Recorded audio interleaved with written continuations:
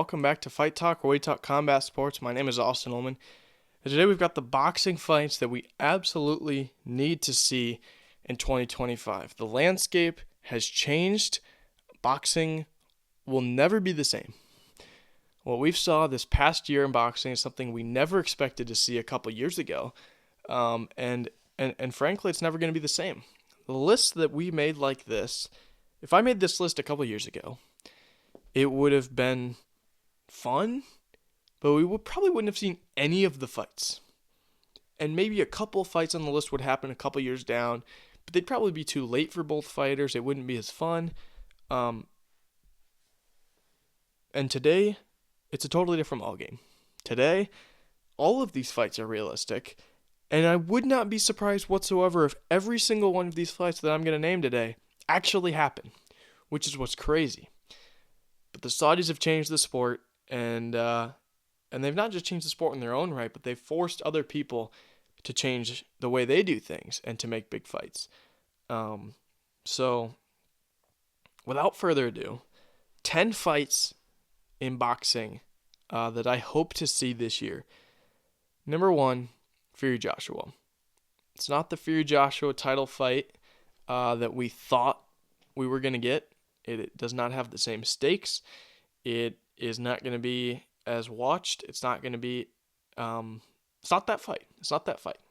It's not the fight we were promised for so many years. We thought we were going to get. It's not that fight.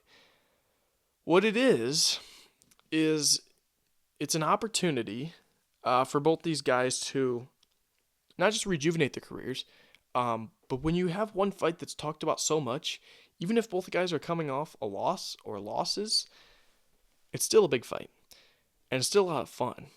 And both of these guys are still good fighters. They're not out of their prime. I mean, Tyson Fury, I think Usyk is generational, and so the fact that Tyson Fury fought that close with him twice, that's impressive, actually. Like, he's still actually a really good fighter. Usyk's just a lot better than we thought, in my opinion. So make that fight. Fury Joshua. Seems like it's going to happen, but make the fight. Number 2, I said Naoya Inoue versus Junto Nakatani. Nakatani's been on a tear. He's got extremely raw power for his weight, and Inoue is in the same boat. We know what Inoue can do, and oh man, I mean, it's long overdue for a time where Inoue can take place in a fight where we feel like the other guy actually has a chance. That's the unfortunate part of his career, is there's just not a lot of guys near his weight class that we think actually have a shot. And Nakatani doesn't even need a shot. We don't actually need someone who actually has a shot to fight Inoue. We just need someone who can convince us that he has a shot against Inoue. So we're on the edge of our seat when we're watching, because at this point, we're not. Inoue's dominating everyone. I think Nakatani's going to be that guy. And hopefully in the future, hopefully in a couple years on my list, it says Tank Davis versus Inoue. But we're not there yet. Number 3 is Serrano Taylor 3. Such a good fight. Such a good fight. The best fight we have in women's boxing right now, without a doubt. Let's make it again. Number 4, Devin Haney and Ryan Garcia 2. I mean, come on. The build-up to that fight, and now the lawsuit, and, I mean, we haven't heard from Ryan Garcia at all lately, so not sure exactly what's going on there.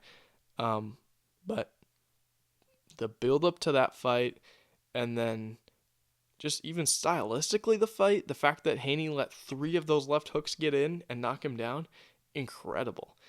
That was my top fight of the year in boxing, and oh man, not a lot of people talking about it, but I'm all here for it. I need to see that fight again. Number 5, we've got Boots Ennis and Teofimo Lopez. This fight really intrigues me because Boots he's an absolute showman. He has a lot of fun in the ring, and he's actually really, really talented. And there's other fights out there for Boots, like Tim Tszyu and Bud Crawford and whoever, Fundora, Spence. But I would like to see this fight. Teofimo is not going down in weight anytime soon. And I think we've transitioned with Teofimo. I mean, Teofimo the last couple of years has been, what are we going to get? Can he ever turn into that big-time superstar? And I think we have a pretty definitive answer now, and that's no. And we have to be okay with that. He's always been the guy, is he going to show up tonight? Because he can beat anyone, he can also lose to anyone. And frankly, I think that's who we have for the rest of his career. So let's enjoy it. And let's give him big fights. That's my opinion. Let's give him Boots. Because if he trains properly and doesn't get hurt and everything goes well, he can beat literally anyone, including Boots Ennis. So let's get some big fights for Teofimo, starting with Boots Ennis. I think that'd be a great fight. Number 6, Dmitry Bivol and Artur Beterbiev. Give us the rematch. It was one of the best fights last year. Listen, what frustrates me the most about these fights is now we act like Artur Beterbiev is significantly better than Bivol. That fight could have gone either way. It was a very close fight. The momentum shifted time and time again in that fight. Bivol could have very easily won. Then we would act like Bivol's here. I mean, listen, these fighters are here. These fighters are even in my book. Maybe Beterbiev's a little bit better. Maybe Bivol's a little bit better. But stuff happens in camp and things. It was way too close of a fight for us to just say Beterbiev's significantly better than Bivol. It's just not the case. So we need to see that again. Number 7, I had to get a Jake Paul fight in here. I didn't know where to go. It's kind of tough when you fight Mike Tyson to understand where you're going next. Personally, I would love to see him go back to the amateur boxing route. I loved those fights that he had, the 2 fights that he had against Ryan Borland and Andre August. I'm all here for that. So if he's got more of that in the tank, I would love it. But I put on here, just because that isn't like a top 10 fight to see, I put Tommy Fury on here. Let's see the rematch. I think Jake Paul is getting better every fight. I think he's learning a lot about stamina and going rounds. He didn't learn much in the Tyson fight. Obviously, he was just kind of carrying him. But like in the Mike Perry fight, I think he learned a lot from that fight, and I think that could help him a lot. So let's see the rematch there. That was a fantastic fight. Even if you're a boxing purist, that was a good fight. Number 8, I had Canelo and Benavidez. Obviously, you have to put it on here. It's a top 10 fight we need to see. Are we going to see it? Probably not. Again, Canelo equals John Jones. If you're a UFC fan as well as boxing, Canelo equals John Jones. They're in the same spot. And unfortunately, I think we have a better chance of seeing Jones Aspinall than we do Canelo Benavidez. I mean, we've seen nothing that would point us in the direction that we're actually going to see this fight. But obviously, again, with the situation we're in now in boxing, money talks, and somebody, whoever that is, could throw a lot of money on the table and change Canelo's mind. We'll see. It does seem like money is the factor that would get him to take the fight, so we'll see. Number 9, Gervonta Davis and Lomachenko. No top 10 boxing fights that we need to see in 2025 would be complete without Tank Davis. He is the star of this sport. He should be treated as such. I love Beterbiev. I love Usyk. I love Inoue. I love all those guys. Tank Davis, if we're serious about making boxing huge again, Tank Davis needs to be the face of this sport.